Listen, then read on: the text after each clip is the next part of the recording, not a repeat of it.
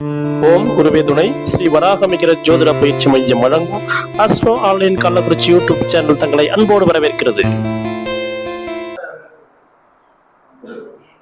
ஸ்ரீ ஆஞ்சநேயமதி பாடலானம் காஞ்சனாத்ரி கம்யா விக்ரம் பாரியா திருமலாவஷ்ணம் பாகாயம் பாமனம் யாத்திரையாத்திரி அனாதிரம் ததிரதம் காஞ்சலிம் வாழ்த்துவாரி பரிபுரலோச்சனம் மனோஜபம் ஆறுதம் துல்லிய வேதம் ஜிதோந்தரியம் புத்திமதம் வரிஷ்டம் அதாத்மஜம் மானரத ஏதோ முக்கியம் ஸ்ரீராமசு ஸ்ரீ ஸ்ரீராம் நிர்வாத்தியம் ஆரோகாதா அஜட்ஜயம் அனுமத் மனத் பவத்தே ஸ்ரீராம ஜெயம்.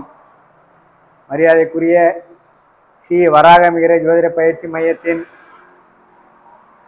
நிறுவனரும்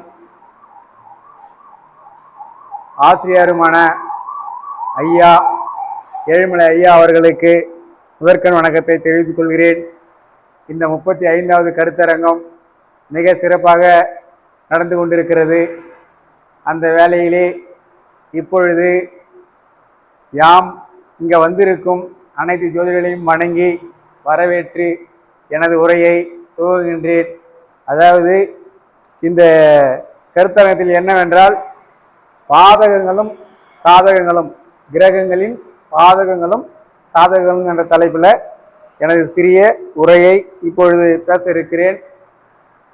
இப்பொழுது ஒரு கிரகம் நமக்கு சாதகமாக இருக்குது பாதகமாக இருக்கான்றதுனா, நம்ம ஜாதகத்தில் எல்லாருமே என்ன சொல்கிறோம்னா, தசா புத்தி பார்க்குறோம், அதுக்கப்புறம் அதனுடைய திசையை பார்க்குறோம், அதனுடைய காரகத்தை பார்க்குறோம், அப்புறம் நட்சத்திராதிபதியை பார்க்குறோம், அப்புறம் எந்த நட்சத்திரத்தில் உட்காந்துருக்காருன்னு பார்க்குறோம்.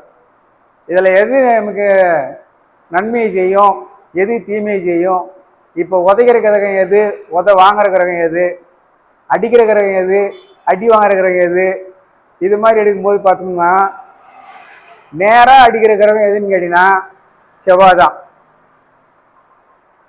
மறைமுகமாக அடிக்கிற கிரகம் எதுன்னு கேட்டினா ராகு தான்.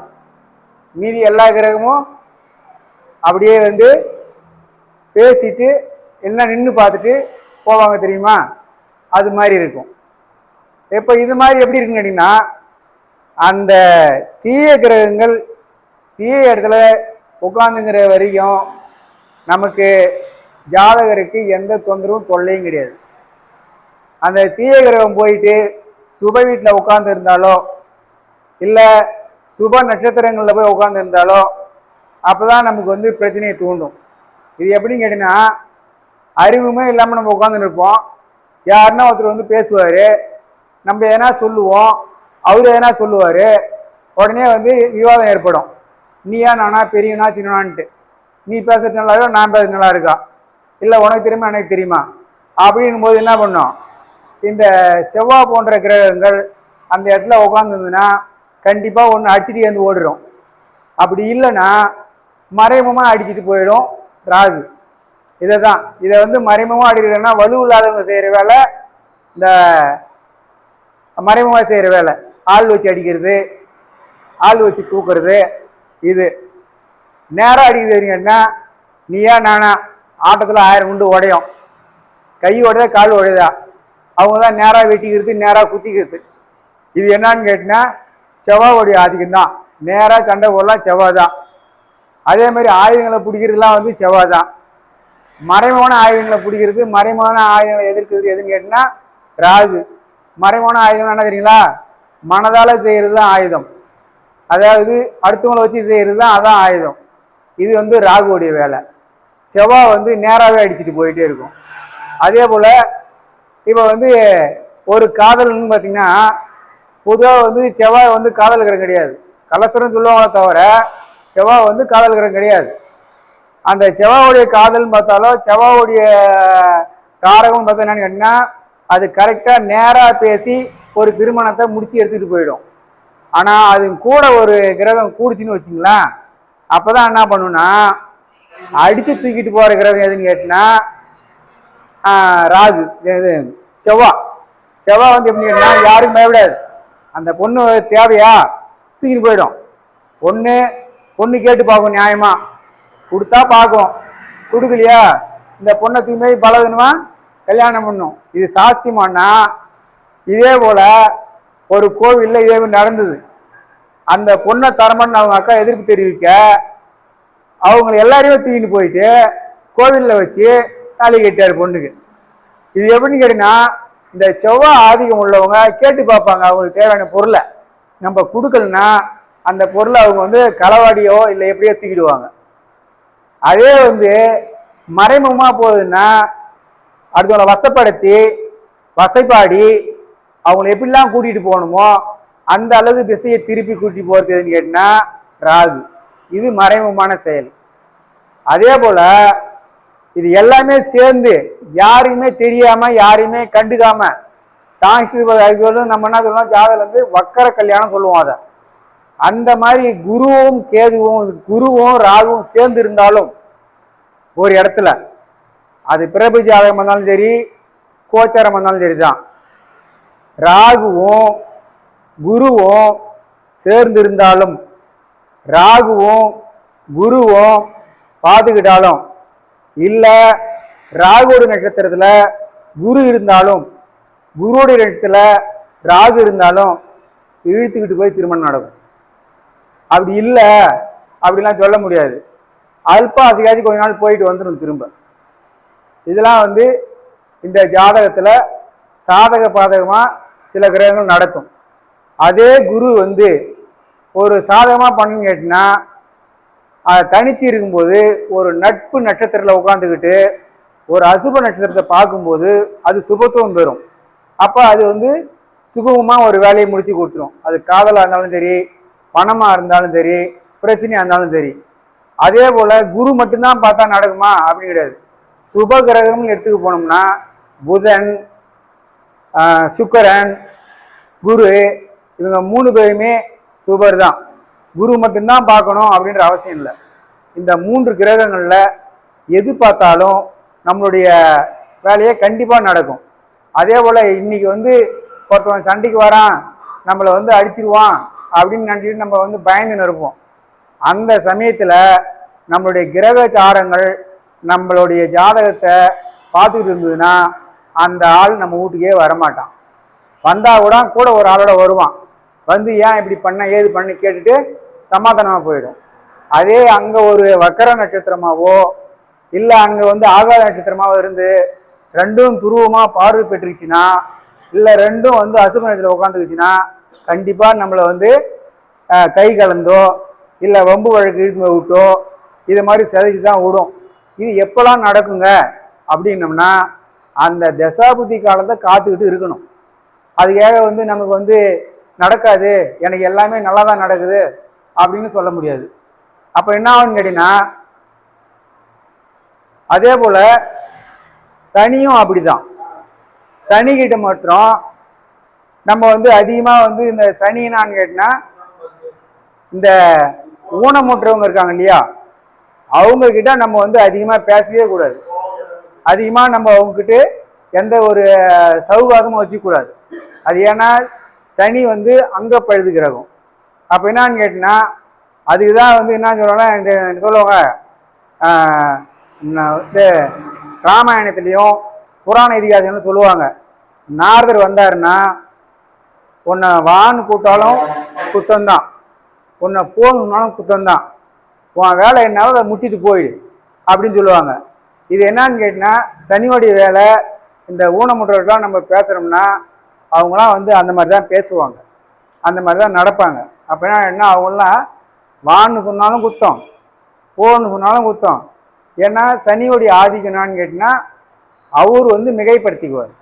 சனி பகவான் பார்த்தீங்கன்னா ஊனமுற்றவங்களுக்கு, வயதானவங்களுக்கு, அங்க குறைபாடு உள்ளவங்களுக்கு ரொம்ப முக்கியத்துவமான ஒரு கிரகம்.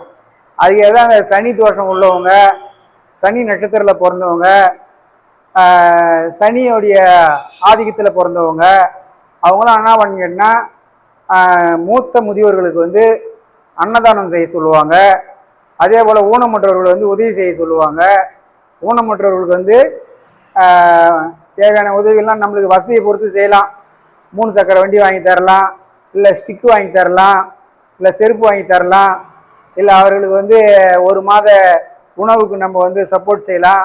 இது மாதிரிலாம் நம்ம செய்யும்போது அந்த சனியோடைய தாக்கம் குறையும்னு சொல்லுவாங்க. அதாவது இப்போ எப்படின்னு கேட்டினாக்கா சித்திரை மாதமும் வைகாசி மாதமும் கத்திரி வரும். அதுக்கு என்ன பின்னேழு கத்திரி சித்திரையில் வரும், முன்னேழு கத்திரி வந்து வைகாசியில் வரும். அதே மாதிரி தான் இந்த கத்திரியுடைய தாக்கத்தை நம்ம குறையிறது என்ன பண்ணுறோம்? மோர், அப்புறம் வந்து தயிர், அப்புறம் பால், அப்புறம் கீரை, குளிர்ச்சியான உணவுகளை சாப்பிட்றோம், குளிர்பானங்களை சாப்பிட்றோம். அதே போல தான் இந்த சனி பகவானுடைய ஆதிக்கம் உள்ளவங்ககிட்ட இப்படி தான்.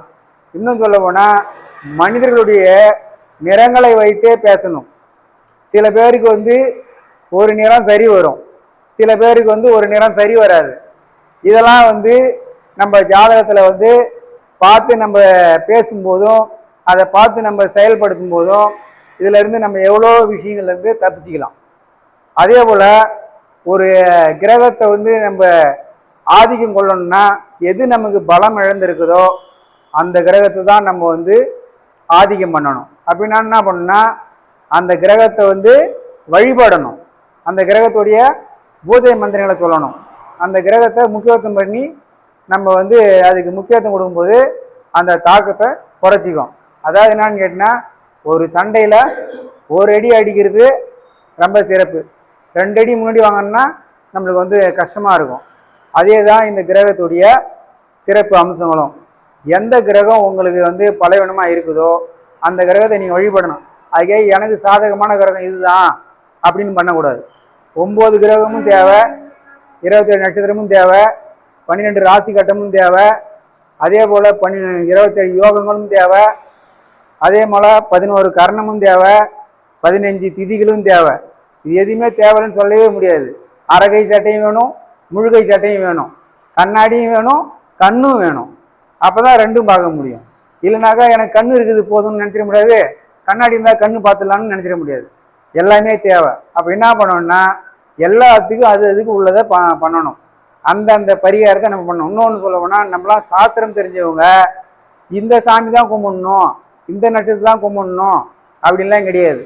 எல்லா நட்சத்திரத்தையுமே கும்பிடணும், எல்லா சாஸ்திரங்களையும் எல்லாத்தையுமே தெரிஞ்சிருக்கணும். தெரியாத பற்றி பரவாயில்ல, பொதுவாக தெரிஞ்சிருக்க தான் நம்ம தெரிஞ்சுக்கணும். இது அதே மாதிரி ஒவ்வொரு தசாபுத்தியில் வந்து வலிமை இழக்குதுன்னா எல்லாத்துலேயும் வலிமையை கொடுத்துடாது, வலிமை இழந்துடாது.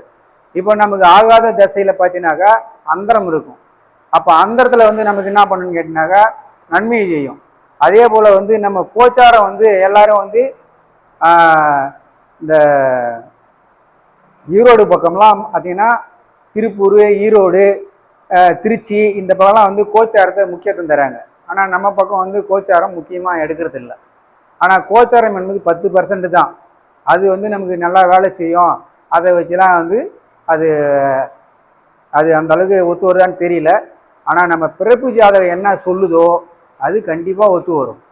பிறப்பு ஜாதகத்தில் நமக்கு பாதகமாக இருக்கா சாதகமாக இருக்குதா, அப்போ பாதகமான தசையிலையும் நமக்கு சாதகமாக வரும்னு கேட்டிங்கன்னா அந்த தசா புத்தி அதனுடைய நட்பு புத்தி வரும். ஒவ்வொரு கிரகத்துக்கும் பாதகாதி புத்தியும் வரும், சாதகாதி புத்தியும் வரும், அதாவது நட்பு புத்தியும் வரும்.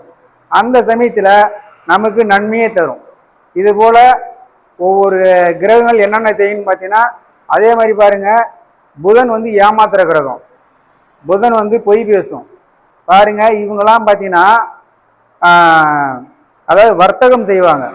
அதே பாருங்க இந்த அதிகமாக ஏமாத்துறவங்க பார்த்தீங்கன்னா இந்த குட்டி குட்டி கடை வச்சுருப்பாங்க பாருங்க, அவங்க தான் ஏமாத்துறவங்க அதிகமாக. என்ன தெரியுமா, கொஞ்சம் பழம் வச்சுருப்பாங்க, அந்த பழத்தை தொடச்சி வச்சுருப்பாங்க. அந்த தொடச்சி வச்சுருக்க பழத்தை வாங்கக்கூடாது. இது நம்மளை ஏமாத்துறது தான், நல்லாவும் இருக்காது. அதே போல் இந்த வியாபார கிரகம், வணிக கிரகம் அப்படின்னு சொன்னால் நம்ம வந்து புதனை சொல்லுவாங்க. ஆனால் புதன் வந்து ஏமாற்றக்கூடிய கிரகம் தான். அதே போல் அடுத்தது சந்திரன் எடுத்தோம்னா சந்திரன் அதை விட ஏமாற்று கிரகம் தான். அது எப்போ நல்ல புத்தி எப்போ கெட்ட புத்தின்னு தெரியாது. சொல்லுவாங்க சந்திரன் வந்து மாலையில் குளிர்ச்சியாக வருவார், சூரியன் வந்து காலையில் எரிச்சலாக வருவாருன்னு சொல்லுவோம். சூரியனையும் நம்பலாம், ஆனால் இந்த குளிர்ச்சியாக வராரு சொல்கிறோமே சந்திரன் மட்டும் நம்பக்கூடாது. இந்த சந்திரன் ஆதிக்கம் உள்ளவங்களாம் பார்த்தீங்கன்னா அவங்ககிட்டலாம் ஒரு பொருளை கொடுத்தா அவ்வளோ சீக்கிரம் வாங்கவே முடியாது. இந்த சந்திரன் யாருக்கெல்லாம் ஆதிக்கமாக இருக்குதோ அவங்ககிட்ட நம்ம ஒரு பொருளை கொடுத்தோம்னா அவ்வளோ சீக்கிரம் தரமாட்டாங்க. அதே மாதிரி அவங்க வந்து மதிக்கவும் மாட்டாங்க. அதுதான் சொல்லிட்டு இதை வந்து ஷார்ட்டாக என்ன சொல்லுவாங்கன்னா ஜோதிடத்தில் மனோகாரகன் அப்படின்னு சொல்லுவாங்க. மனம் அதிகமாக கெடுபிடியான எண்ணங்களை கொண்ட ஒரு கிரகம் எதுன்னு கேட்டினா அது சந்திரன். சந்திரனுடைய ஆதிக்கம் யாரெல்லாம் இருக்காங்களோ அவங்கக்கிட்ட ஒரு பொருளை வாங்குறோம்னா நம்ம வந்து கஷ்டம், ஆனால் நம்ம பொருள் அவங்க வாங்குறோன்னா ஈஸியாக வாங்கிக்குவாங்க. இதுதான் அதே மாதிரி தான். என்ன ஐயா? அதே மாதிரி தாங்க காதலும் அப்படி தான். சந்திரன் ஆதிங்களோட நம்பி பொண்ணையும் காதலிக்கூடாது, பையனையும் காதலிக்கூடாது. பையன் காதலிச்சாலும் பிரச்சனை தான், பொண்ணு காதலிச்சாலும் பிரச்சனை தான். அதுக்கு சப்போர்ட் யாருன்னு கேட்டீங்கன்னாக்கா குருவோ இல்லை சுக்கிரனோ நமக்கு சாதகமாக யாருன்னா ஒரு பக்கம் இருந்தாங்கன்னா அந்த காதல் வெற்றி பெறும். அப்படி இல்லைன்னா கசந்து போய் கசப்பாக தான் ஏற்படும். இது வந்து இது மாதிரி ஒரு சிக்கலை கொண்டு போய் சேர்க்கும். அதுதான் சொல்கிறது. இது சந்திரனுடைய ஆதியில் பிறந்தவங்களுக்கு பொண்ணு தரனோட ரொம்ப ரொம்ப யோசித்து தான் பார்த்து கொடுக்கணும். அவங்க எப்போ எதை பேசுவாங்க, எப்போ எதை கேட்பாங்கன்னு சொல்ல முடியாது. அதனால இருநிலை படைத்தவங்க அது மாதிரி இருக்கும். அதுக்கப்புறம் பார்த்தோம்னா சூரியன் பார்த்தீங்கன்னா கௌரவமான கிரகம். அது வந்து என்னன்னு கேட்டால் தனக்கு இல்லைனாலும் பரவாயில்ல, அடுத்தவங்களுக்கு கொடுத்துட்டு அவர் வந்து ஒன்றுமலாகிறதா இருப்பார். ஆனால் சூரியனை பொறுத்தவரை என்னன்னு கேட்டிங்கன்னா எந்த ஒரு கரைப்படாத கைகள் சொல்லுவாங்க, ஆனால் கரைப்படிஞ்ச கைன்னு தான் அதுவும். அது என்னன்னு கேட்டிங்கன்னா அவருடைய மன வலிமைன்னா அவர் செய்கிற தவறுகளை மறைமுகமாக வச்சிருப்பார். சூரியன் வந்து எந்த ஒரு தவறையும் வெளியே காட்ட மாட்டார், மறைமுகமாக வச்சிருப்பார். இது போல ஒவ்வொரு கிரகமும் இந்த மாதிரி ஒரு நிலையை ஏற்பட போகுது. அப்போ என்ன பண்ணு கேட்டினாக்கா அந்தந்த இதுதான் சொல்லுவாங்க இடம் பொருள் ஏவல் அப்படின்னு சொல்லுவாங்க. இந்த இடம் பொருள் ஏவலில் தான் நம்ம எல்லாருமே இருந்துகிட்டு இருக்கிறோம். யாருமே வந்து புரியாத உலகத்தில் இல்லை, எல்லாரும் நம்ம புரிஞ்சுக்கிட்டு தான் இருக்கிறோம். இவர் யாரு, இவர் யாரு, இப்போ என்ன செய்வாங்க, இவங்க எப்படி பேசுவாங்க, எல்லாருமே தெரிஞ்சுதான் பேசுகிறோம். ஒன்று இது எப்படின்னு கேட்டினா இந்த பேச்சுக்கெல்லாம் காரணம் எதுன்னு கேட்டினா நம்மளுடைய கிரக வலிமை, கிரகத்துடைய நோக்கம், கிரகத்துடைய சேர்க்கை, கிரகங்களுடைய அனுகூலம், இதை வச்சு தான் நம்ம வந்து ஒவ்வொரு நாளும் ஒவ்வொரு இடத்துலையும் பேசி வர்றதும் பேசுறதும் இந்த கிரகங்கள் செய்கிற வேலை தானே தவிர நம்மால் எதுவும் கிடையாது. 9 நவகிரகங்களாலேயும் 5 பிரபஞ்சங்களாலேயும் அதுக்கப்புறம் இந்த சில 30 கோடி தேவர்கள் சொல்லுவோம் இல்லையா, இது எல்லாமே 5 பஞ்சபூதங்கள் அடங்கிறது தான். அதுலேருந்து தான் நம்ம பேசிகிட்டு இருக்கோம். நம்ம பேச்சு எப்படி வருதுன்றதுலாம் கிடையாது. அந்த கிரகங்கள் அந்தந்த நாளுக்கு நம்ம எப்படி பேசுகிறோம், அந்தந்த நாள் எப்படி நம்ம பொழுதை கழிக்கிறோம், இது எல்லாமே வந்து இந்த கிரகங்கள் செய்கிற வேலை தான். இந்த கிரகங்களில் நம்ம எந்த அளவுக்கு 9 நவகிரகத்தை நம்ம சேர்த்துக்கொள்கிறோமோ அந்த மாதிரி நம்மளுடைய நிலைப்பாடு நல்லாவே இருக்கும். இதில் வந்து எந்த கிரகமும் கெட்ட கிரகம், எந்த கிரகமும் தீய கிரகம் நல்ல, அதனுடைய வலிமை அது செய்யும்போது நம்ம அது மாதிரி வலிமையாக மாற்றிக்கணும், அதனுடைய எளிமைக்கு நம்ம மாற்றிக்கணும். அது மாதிரி இருப்பது தான் ஜாதகம். இந்த ஜாதகத்தை அதாவது தலையெழுத்தை மாற்றியும் வாழலாம் அப்படின்றது தான் இந்த 9 நவகிரகங்களுக்கும் ஒரு முனிவரால் கொடுக்கப்பட்ட சாபம் தான் இது. அதனால நமக்கு எல்லாம் சாதகமாக இருக்கணும் தான் அந்த கிரகத்தை வந்து படைச்சிருக்காங்க தவிர எதையும் பாதகம் கிடையாது. நம்ம தான் பாதகம், சாதகம்ன்றது நமது கையில் தான் இருக்குது. கிரகம் வலு எழுந்தால் அந்த கிரகத்தை நம்ம வந்து வலுப்படுத்தி கொள்ள வேண்டும் என்று கூறி இதுவரை பேசுவதற்கு வாய்ப்பளித்த எமக்கு நன்றி கூறி மீண்டும் அடுத்த மேடையில் சந்திப்போம் என்று நன்றி, வணக்கம்.